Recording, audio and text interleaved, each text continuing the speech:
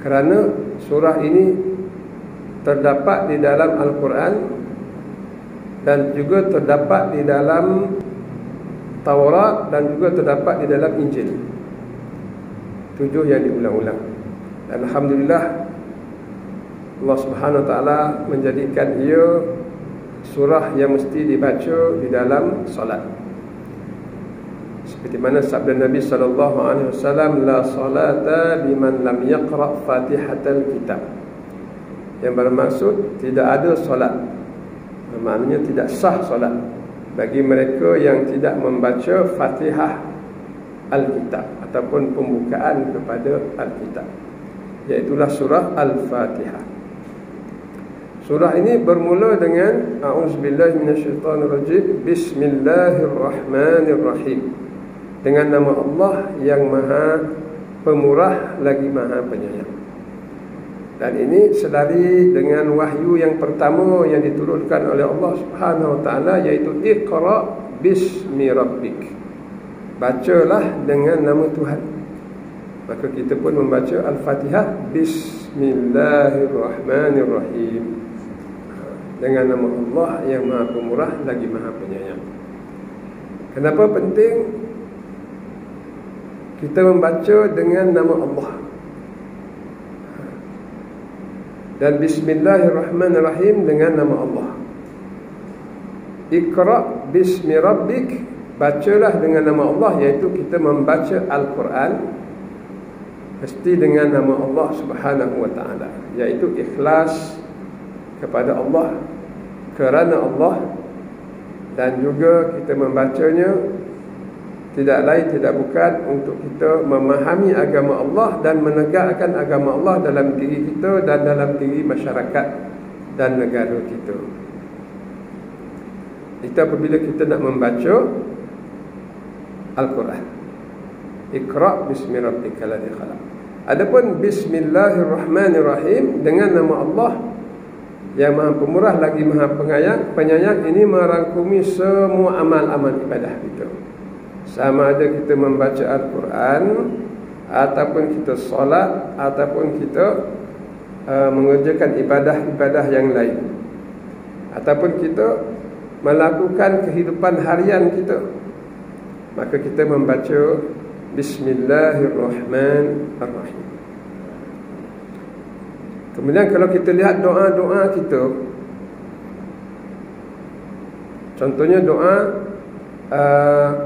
kita hendak tidur, Bismikallahumma ahyana wa amut, ya? Dengan nama Allah aku hidup dan aku tidur. Di sana disebut Bismillah juga, dengan nama Allah. Ini bermakna segala kehidupan kita ini mestilah dengan nama Allah Subhanahu Wa Taala. Jadi kita tak lupa, sebab kita diciptakan oleh Allah Subhanahu Wa Taala 100%.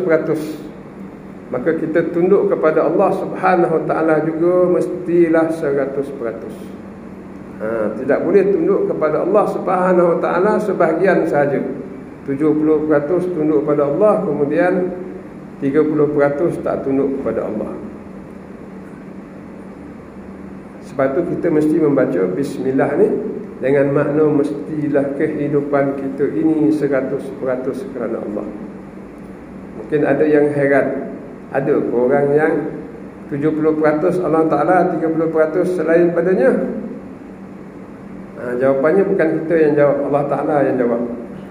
Firman Allah Subhanahu Wa Ta'ala, afatu'minuna bi ba'dil kitab wa takfuruna bi ba'd.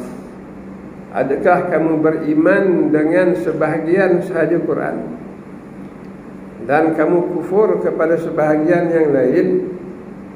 Maknanya ada manusia yang beriman hanya kepada sebahagian sahaja Al-Quran, dan manakala mereka engkar pada sebahagian yang lain. Ini tidak menempati Bismillah. Sebab Bismillah ini mesti 100% tunduk dan patuh kepada Allah Subhanahu Wa Taala. Kalau kita baca Bismillah, bangun pun Bismillah, nak tidur pun Bismillah, nak makan pun Bismillah, Nak baca Quran pun bismillah, nak solat pun bismillah. Semuanya bismillah. Sampai orang yang nak menyemayangkan mayat itu, jenazah itu pun mereka membaca bismillah juga. Maka tuan-tuan dan perempuan, kita mestilah tunduk kepada Allah Subhanahu Wa Taala. Sekiranya kita membaca Bismillahirrahmanirrahim, mestilah kita tunduk kepada Allah Taala 100%. Ada di kalangan manusia yang beriman kepada sebahagian sahaja dan mereka engkar pada sebahagian yang lain. Afatu'minuna bi ba'dil kitab wa takfuruna bi ba'd. Adakah kamu beriman dengan sebahagian sahaja Al-Quran, Al-Kitab, dan kamu kufur pada sebahagian yang lain? Apa balasan bagi orang yang sedemikian? Fama jazaa'u ma yaf'alu dzalika minkum. Maka apakah balasan bagi orang-orang yang melakukan sedemikian dari kalangan kamu? Illa khizyun fil hayati dunya, melainkan kehinaan dalam kehidupan di dunia.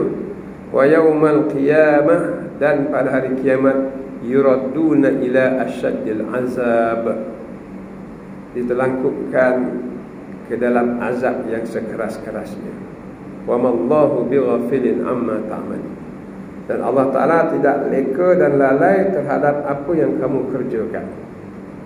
Kamu menerima sebahagian, kamu menolak sebahagian, ingat Allah Ta'ala tidak tahu. Rupanya Allah Subhanahu Wa Ta'ala Maha mengetahui. Wa mallahu bighafilin amma ta'malun. Allah Ta'ala tidak lalai terhadap apa yang kamu lakukan, iaitu kamu hanya menerima sebahagian sahaja Al-Quran dan kamu meninggalkan sebahagian yang lain. Jadi yang menerima sebahagian dan mengingkari sebahagian ini bukan dari kalangan orang-orang kafir sahaja. Maka orang kafir ini dia tolak semua. Cuba tanya orang kafir, kamu terima Quran ataupun tidak? Orang kafir langsung tak terima Quran kan.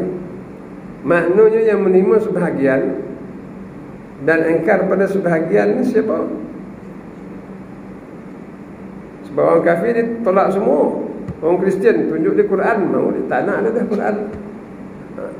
Tanya orang Buddha, tanya orang Hindu, tak ada dia nak Quran dah. Maknanya yang mengambil sebahagian, menolak sebahagian adalah orang yang mengaku ataupun mendakwa dia orang Islam, tetapi dia engkar pada sebahagian dan dia menerima sebahagian.